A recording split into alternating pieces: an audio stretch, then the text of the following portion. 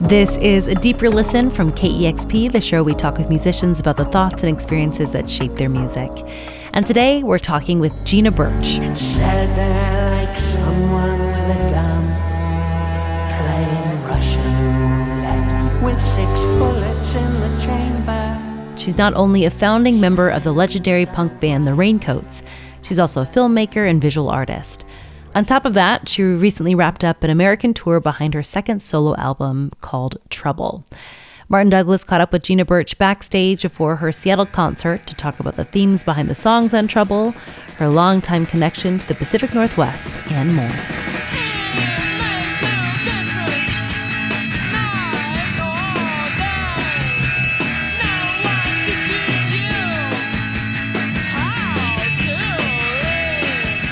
Ever since her band The Raincoats released their debut single, Fairy Tale in the Supermarket in 1979, Gina Birch has been a massively influential artist.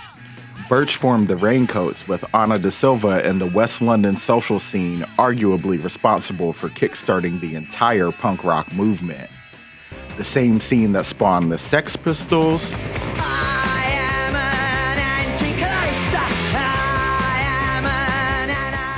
the Slits,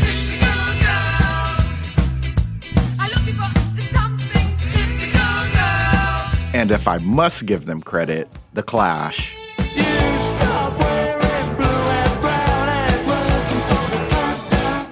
The Raincoats were arguably the most experimental band of the bunch, picking apart traditional song structures and, on their self-titled debut album, encouraging violinist Vicky Aspinall to give their songs a level of art damage similar to what John Cale did for the Velvet Underground.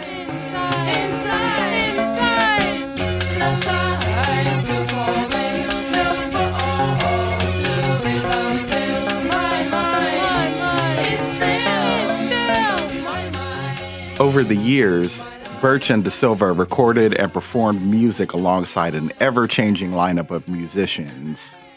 They took a decade-long hiatus after their 1984 album Moving, reconvened when they were asked to open a 1994 United Kingdom tour for Nirvana, and persevered when Kurt Cobain, their biggest fan, tragically took his own life a week before the tour was scheduled to begin.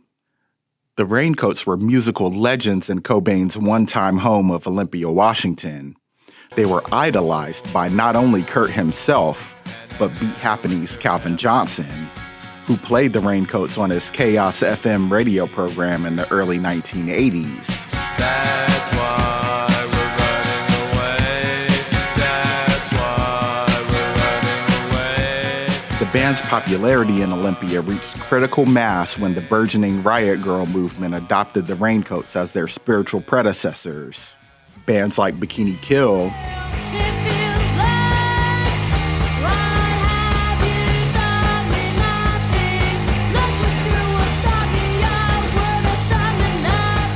and Slater Kinney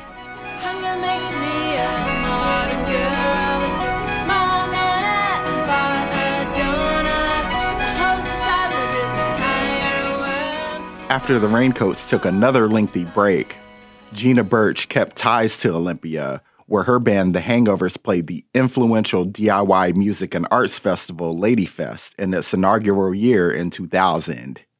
The label Kill Rock Stars, originally based in Olympia, re-released the Raincoats' debut album in 2012.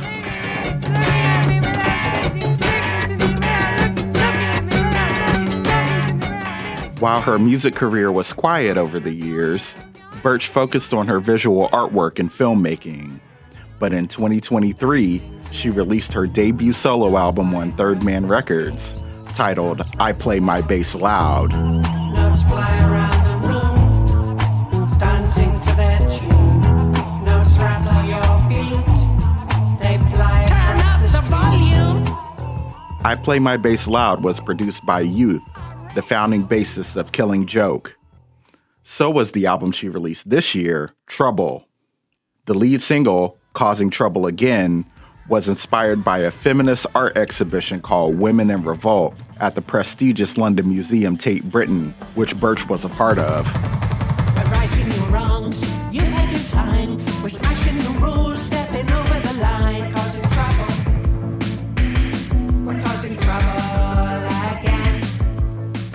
Elsewhere on Trouble are songs about mortality,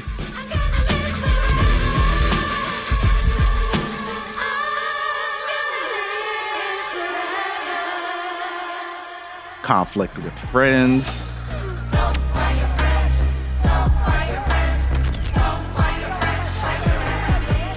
and living in a world turned upside down. The world's turned upside down. We're heading for catastrophe. The hurricane is blind. Destruction is our destiny. We made that prophecy. It's an inspired set of songs from an artist who, after half a century of creating art, hasn't run out of things to say. During a recent tour stop in Seattle, I spoke with Birch in the green room of Neptune Theater. We talked extensively about the themes behind her new album, the relationship between the Raincoats and the Northwest punk scene, and how the West London punk scene made a pathway for her life as an artist. In a sense, the title of your latest record, Trouble, refers to the situations that you've encountered from being one of the revolutionary artists of your generation. Could you elaborate on the theme of trouble and how it comes up on your album? It kind of goes back, there's a story to it, because when I was at art school in 1976, one of the projects I made was, it sounds quite funny, a 3-minute scream. And I set myself up in front of the camera, and I thought I could scream for 3 minutes, but it was a series of shorter screams.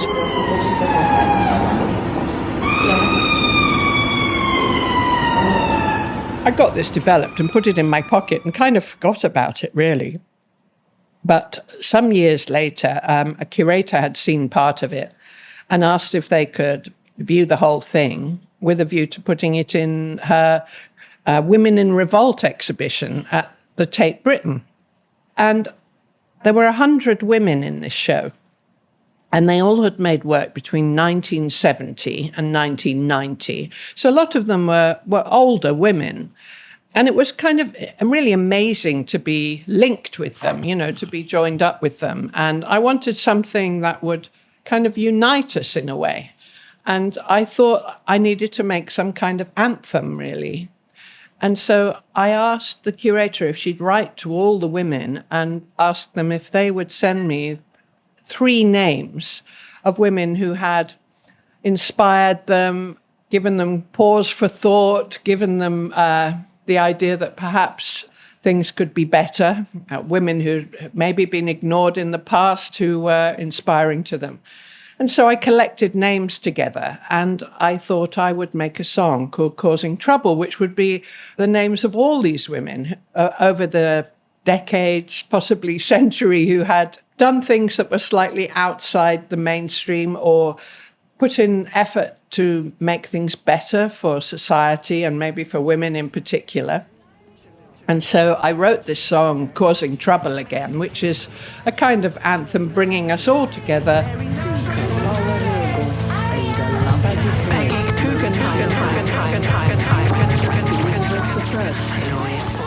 Which, I mean, I could quote the lyrics if you like, but basically there are hundreds of names, and I only a certain amount of them made them to the record because there are so many that I couldn't fit them all on the record.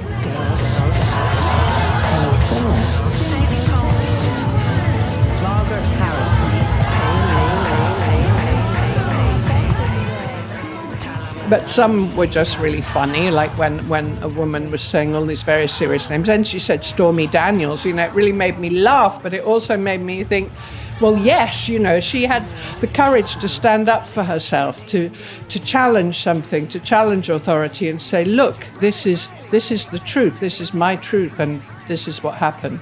And so I felt it's really important to honor all these women.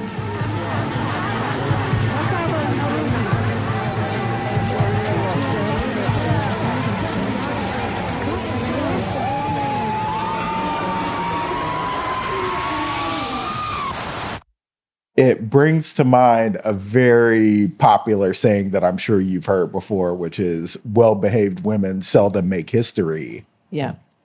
well-behaved women seldom make history. That's I haven't actually heard that before.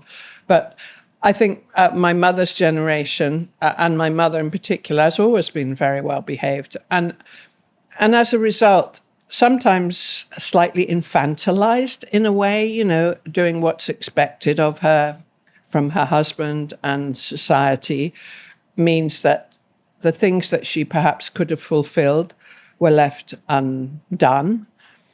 And in a way, sometimes I feel my struggle, my fight is for her as much as for me and for other women. It's for women who never found their voice.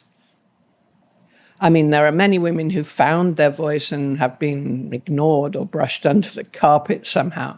But my mum never quite managed to find her voice. And she's 97 now. And she's a beautiful person, but she has never managed to fulfill herself. And she's quite down on herself in a way. I've never done anything with my life. And, it upsets me, which gave me a kind of propulsion towards doing something, I think.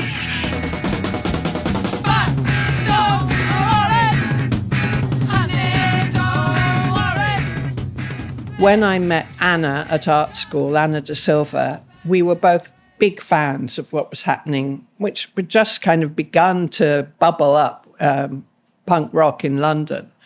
The Sex Pistols, The Clash, and Subway Sect, Buzzcocks, all these incredible bands, It was incredibly exciting. I think maybe a lot of young people, when they find their thing at that age, they think the world is changing. I thought there was a revolution happening at that time. I really thought the world was shifting and changing. But it was my kind of late teenage self really just being carried away with this sweep of creativity, I suppose it felt. I mean, people were like Jeff Travis had started Rough Trade Record Shop, and there were all sorts of things happening. People were doing things that they'd never thought they could do. With punk, it felt like you didn't have to be brilliant at something. You just had to have the courage and the energy to try it. And no one was expecting you to be brilliant, I thought. And so when Anna and I decided, after me seeing the Slits particularly, who couldn't really play, but were so inspiring because they were the protagonists in their songs, in a way, and they were the protagonists on the stage.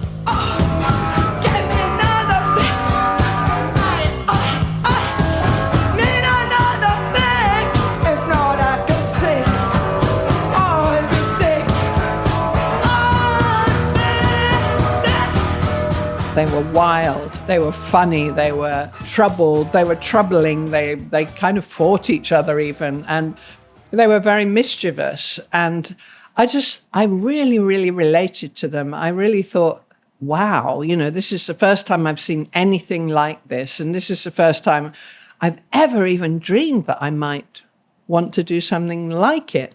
And not that long after, I did go and buy myself a bass guitar, and I couldn't play it, so I had to teach myself how to play it. And I did that very laboriously, really, and studiously. And I noticed these patterns evolving on the neck of the bass. I mean, I think music is a series of patterns, to be honest.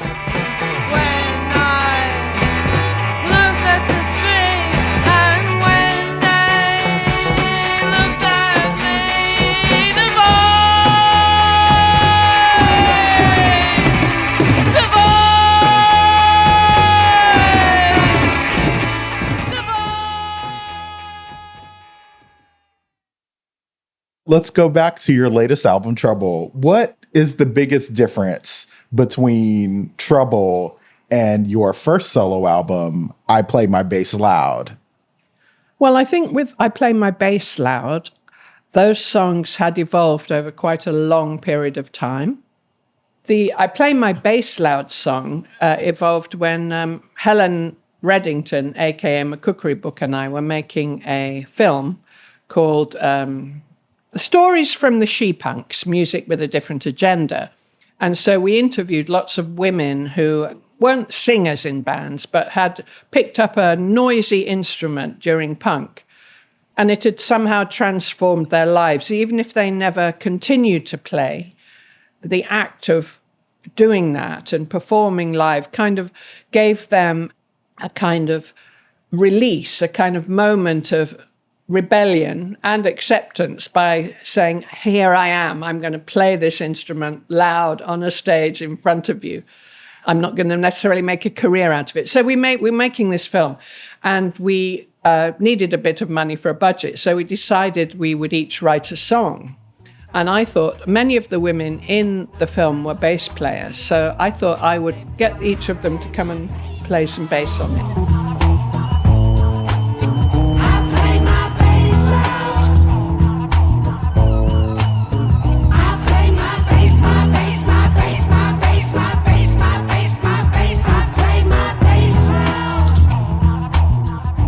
And so in a way, a lot of the songs on the first album were much more laboured, if you like. They'd come over a period of years, whereas I Play My Bass Loud gave me, which I think happened more on the second album, the idea that it doesn't have to be a great statement about something. It just has to be something that runs through your head and you catch it. You catch a thought like, oh my God. And so that is what happened more. And for example, on the first track, I was making films and someone wanted to see a lot of my films that were quite old, and they were on a large computer tower. And I'd had it in the kitchen, this old tower, and it was whirring away, unbeknown to me. And my daughter said, Mom, when are you going to switch that off? It's so noisy. And I was like, I can't hear anything. I just thought, well, I can't hear the buzzing sound of my old computer. And I thought maybe it was dying, you know. So I can't hear the buzzing sound of my old computer dying. And then she also, and I thought, well, she also really complains, you know, if sometimes you catch your fork or your knife on a plate, and she goes, oh! And it doesn't, I can't barely notice it, you know. So I was thinking of all the things that perhaps as I'm getting older, they don't affect me, worry me, you know. And maybe that's a good thing, you know. I think like when you're a kid and you try to eat onion or raw onion, you go, ah! Because your taste buds are so energetic. Might not be the right word for it, but they're very receptive.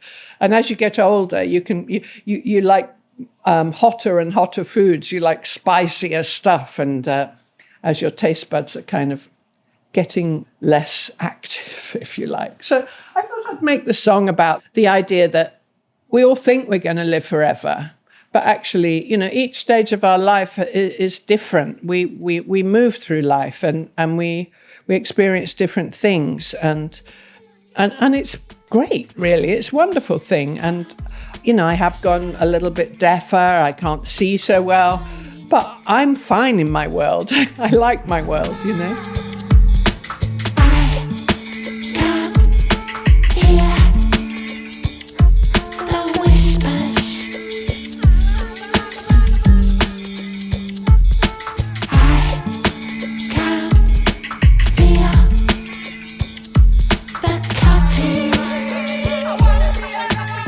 But another one which was a bit more kind of humorous in a way was Keep to the Left.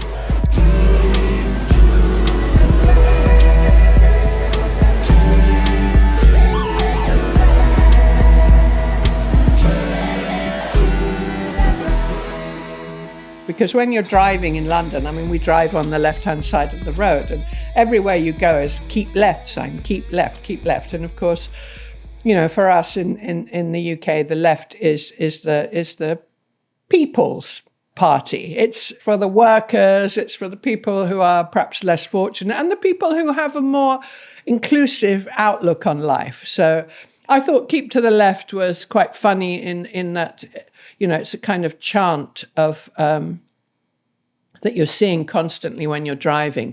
But it's also a kind of encouragement for people to remember that, you know, often as people get older, they start to slide a little bit central or even further over the other way. So I just thought it was important to make that.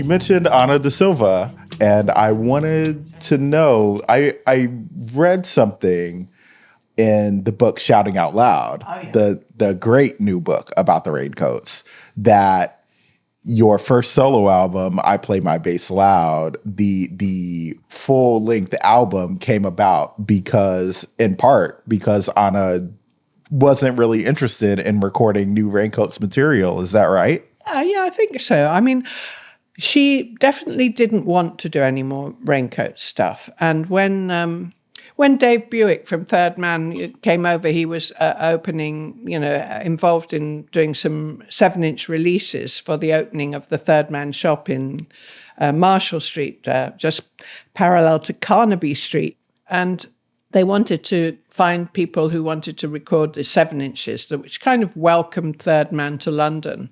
And he approached us as the Raincoats if we had anything we'd like to release. And Anna and Shirley said no. But I said, well, I do. I've got Feminist Song, and they didn't want to record it. And I had talked to various people, mooted ideas about doing something with it. So when Dave said, did we have anything? I said, well, I do. And as I played him that, and he really liked it.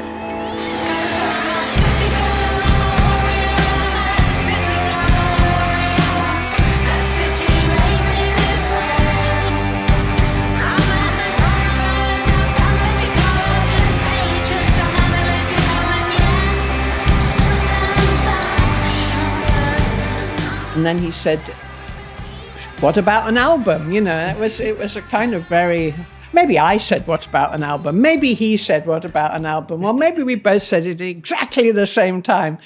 I don't remember exactly, but there we have it. So yeah, and Anna, Anna's 7 or 8 years older than me, and I'm getting on a bit. And I think she just wanted to, I think it's very interesting when you're in a band, because when you first start, the impetus is everyone together, all moving forward. And as you continue, you start to develop your own kind of interests and identities. And I think Anna felt, at this point in her life, if she was going to have the energy to do something, she didn't want to wrangle with it. She wanted to free flow. I think there's something very important about having a partner or antagonist or whatever it is, that kind of can pull you back from places. But sometimes you just want to go there. And I think we both felt we want to go there. Anna did do a wonderful collaboration with Few, an album called Island, which is very, very beautiful.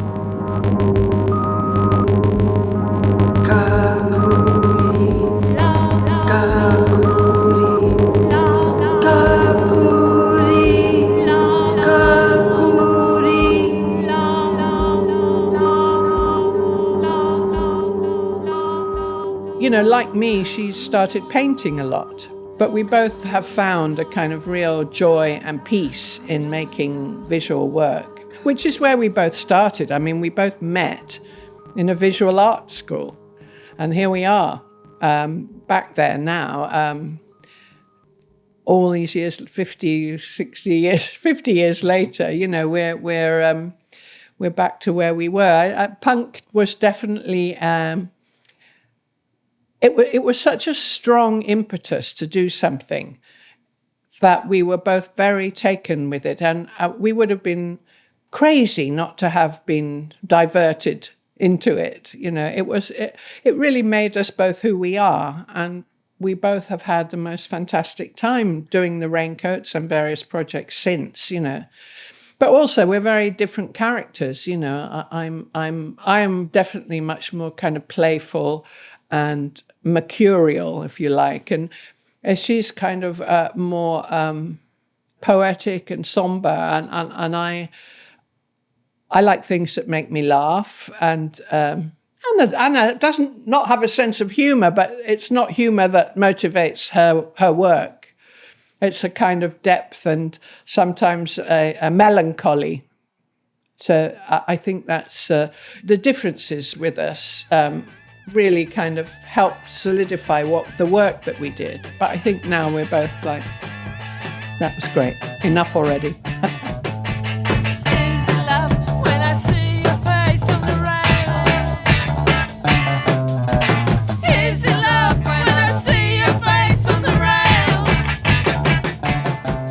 In a lot of ways, Olympia was one of the first places in America where the Raincoats really influenced the culture of the scene. There are all these stories of Calvin Johnson playing Fairy Tale in the supermarket on Chaos Radio and ultimately inspiring an entire generation of Olympia musicians. Like I mentioned, Kurt Cobain, of course, Toby Vale, Kathleen Hanna, Kathy Wilcox of Bikini Kill. Like I could go on. What do you think fed into the Olympia scene to the point where the whole scene was so inspired by the Raincoats? What do you think that the Raincoats did that really caught on with that community? Well, I think the Raincoats kind of continued to be very independent and odd, at odds with the world, and never kind of buying into the things to be successful in a very particular way. And I think young people found that to be courageous and inspiring. I mean, I think it tapped into that energy that I found with Slim and with Calvin and Heather and Toby and all those people that were like, they heard something in it that felt like this could be us, or this is for us. I mean, when I heard the Slits, I thought, these songs are for me. They're about me. They're in me. I know these things. And I think maybe that's what happened to other people. You know, the inspiration that you get from something usually is when there's some kind of deep identification. You know, you suddenly think, wow, I think that was meant for me, you know. And it feels like that they had that energy, and there was a kind of great community. I mean, it's very easy to romanticize communities from the outside, because I know, you know, the community I lived in gets romanticized, and it wasn't perfect. It was quite often difficult and, you know, annoying and everything. And I suppose, you know, we romanticize ideas around Riot Girl, and they had a lot of differences and so on and so forth. But there seemed to be a kind of energy that was similar to punk in that people kind of fed off each other's energy, and there's a kind of vibration that's kind of electric and happening and sharing, and it felt that I think that's what happened. I mean, I'm sure it wasn't just the Raincoats, the Slits, and probably, you know, the other women musicians, and maybe even some of the men.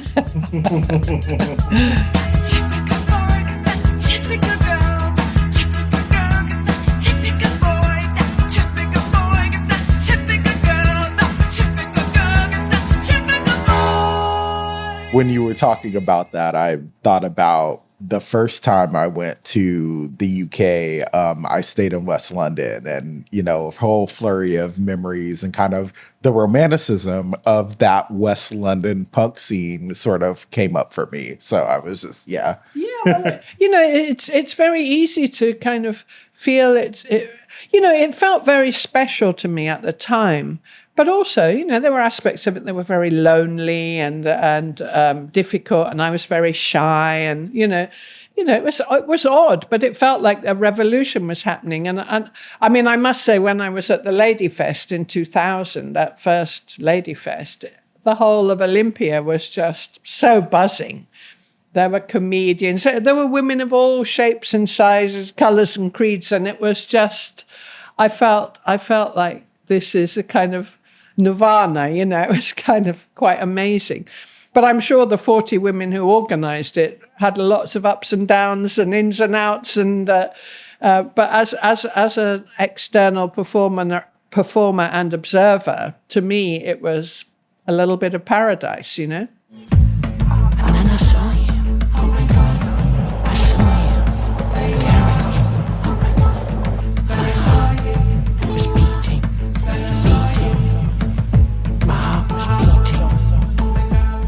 After 5 decades, 50 years of creating art, what is your primary motivation for creating art today?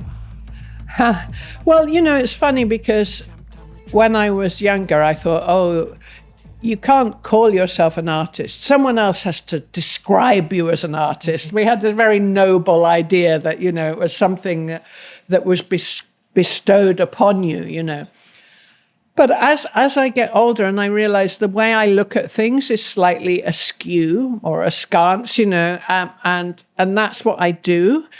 And that's what I express, maybe the things that other people maybe don't notice, or maybe they notice but can't be bothered to think about them or talk about them. And I think, finally, I think that's what I am. I'm an artist. And I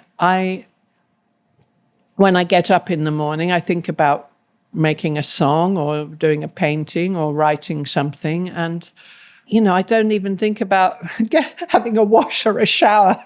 I can climb over things to get to where I'm going to do something, and it kind of motivates me to make something. And I'm sure there's plenty of stuff in the world already, and I'm just continuing to add to the pile. But I suppose that's what artists do.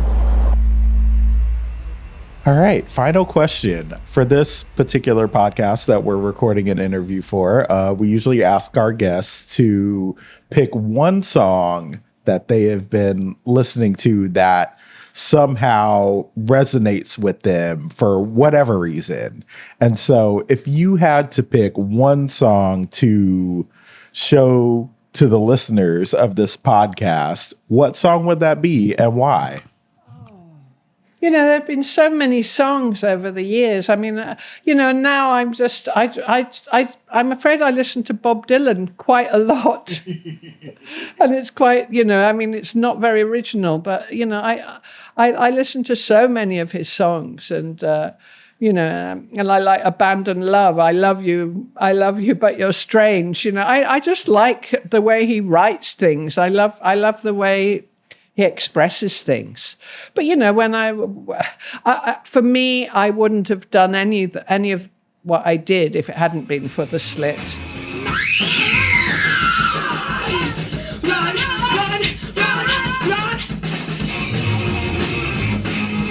Monsters trying to watch us. I know what's watching me. But not until it affects us. 'Cause we're gonna find a better road.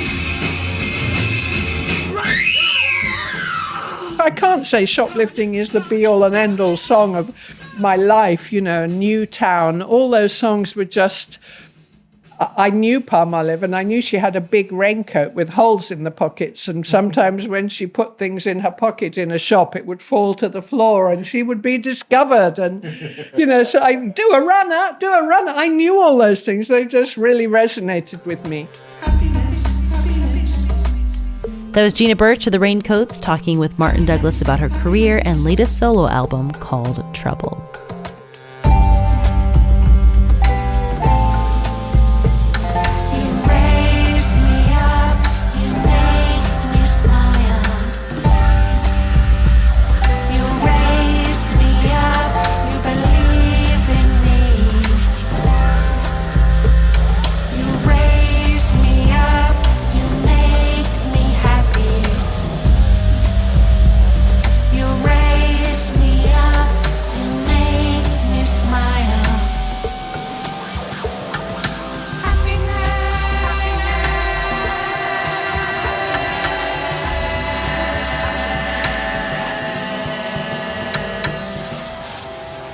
And that was A Deeper Listen. Before you go, please just take 2 minutes of your time and rate this podcast and review it. That really goes a long way. But most of all, thanks for taking a deeper listen.